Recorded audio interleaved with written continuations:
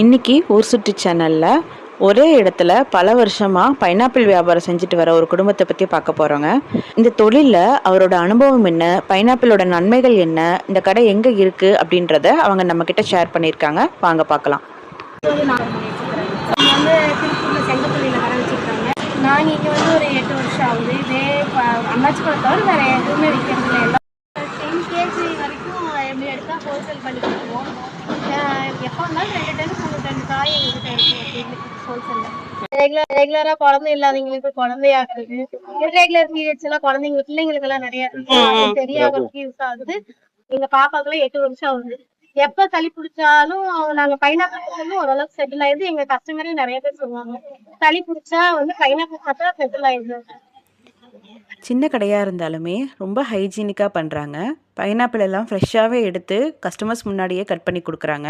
அதனாலேயே இவங்களுக்கு நிறைய கஸ்டமர்ஸ் இருக்காங்க. மெயினாக குட்டீஸ்களுக்கு ரொம்ப பிடிச்ச கடைனா இதுன்னு சொல்லலாம்.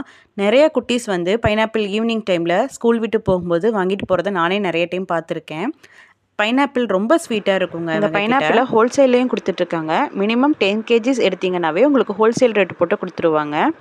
இந்த கடை வெறும் பழம் விற்கிற இடம் மட்டும் இல்லைங்க. பல வருஷமாக ஒரே இடத்துல இதே சிரிப்போட கஸ்டமர்ஸை கவனிக்கிறதால கஸ்டமர்ஸோட நம்பிக்கையான இடம்னு கூட சொல்லலாங்க. இந்த மாதிரி இவங்க உழைப்பை பார்த்து அப்ரிஷியேட் பண்ணி வாங்குறவங்களோட ஆதரவு தான் இவங்களுக்கு பெரிய பலங்க. கௌரி தேட்டர் பைபாஸ் கடையில் பள்ளிப்பாளையம் போகிற ரோட்டில் ரெகுலராகவே இங்கே ஆட்டோ கடையில் வச்சுருக்கோம், எப்பயுமே இருக்கும். எங்களோட காண்டாக்ட் டீட்டெயில்ஸ் அண்ட் லொக்கேஷனை டிஸ்கிரிப்ஷனில் கொடுக்குறேன், செக் பண்ணிக்கோங்க.